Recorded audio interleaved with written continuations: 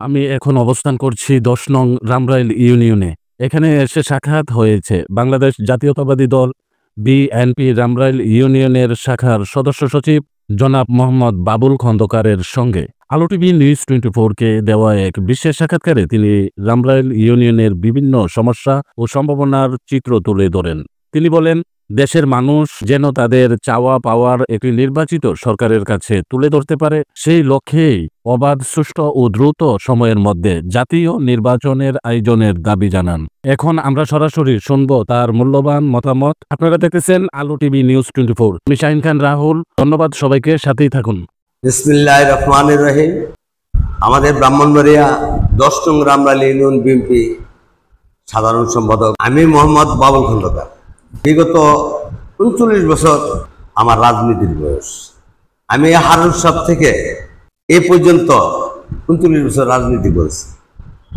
কিন্তু এই যে আমলি সরকার আসার পরে, এই স্বৈরাচার আসার পরে যে নির্যাতন হয়েছে, এই নির্যাতন আমার মনে হয় আমার জীবনে আমি সাংসারিকভাবেও কোনোদিন, বা আমাদের ছেলে মেয়ে আছে যারা আছে তাদেরকে নিয়েও এ ধরনের নির্যাতন হয় নাই। তার কারণ এ সরকার আসার পরে সবকিছু অবৈধ কাজকর্ম যা কিছু আছে সবকিছু করে। এখন বর্তমান যে পরিস্থিতি, আমলি সরকার কোনোদিন সুষ্ঠু একটা নির্বাচন দেয় না। আমরা জনগণ যারা আছি কোনোদিন ভোট দিতে পারিনি। দিনের ভোট রাত্রে হয়েছে।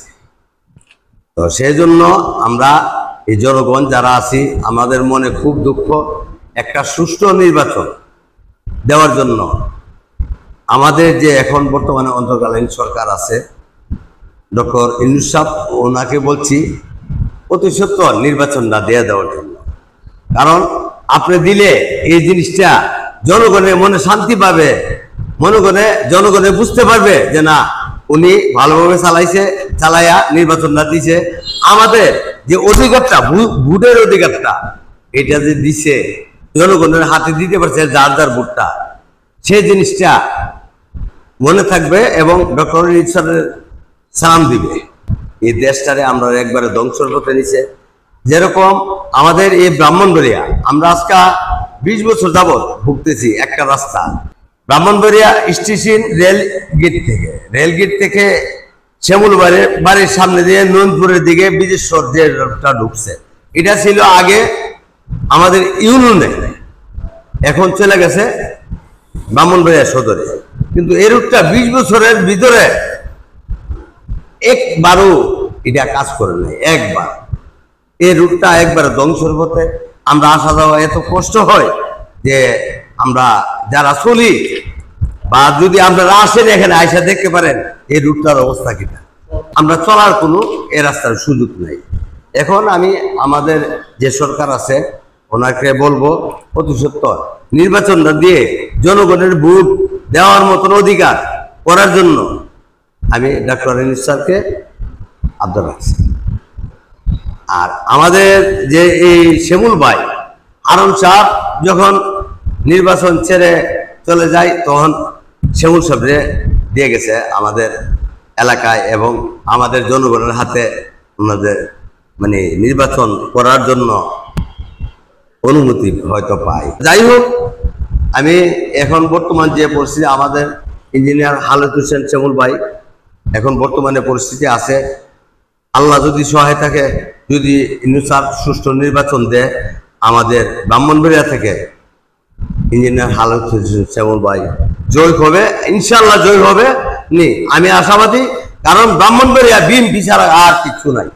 এখন যে দেশের পরিস্থিতি, বিএনপি সরকার যদি আসে তাইলে আমরা ইনশাল্লাহ, আমি আশাবাদী, আমি দেশের কাজ করতে পারবো। ভাইও বলছে কাজ করবে, আমরাও সহযোগিতা করে কাজকর্ম করার ব্যবস্থা করব, উন্নতি যাতে হয়।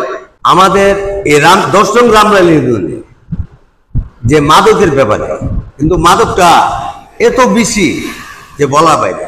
কিন্তু আমাদের ঘরে যদি একটা সন্তান একটা মাদকের পিছনে হাঁটে, এই ফ্যামিলিটা বাদ হয়ে যায়। এই ফ্যামিলিটা ঠিক আবারও মুশকিল। কিন্তু আমাদের এখানে মাদক নিয়ে বহুত আন্দোলন হয়েছে, কিন্তু আন্দোলন করিয়া নেই আমরা কিন্তু সাকসেসফুল হইতে পারি না। মাদক চলে, কিন্তু মাদকটা যে চলবে, এখন আমরা জনগণ যদি সতর্ক হয়ে যায়, আমার ছেলেটার যদি আমি খেয়াল রাখি, তাহলে আমার ছেলে কোনোদিন মাদকের পিছনে যাবে না।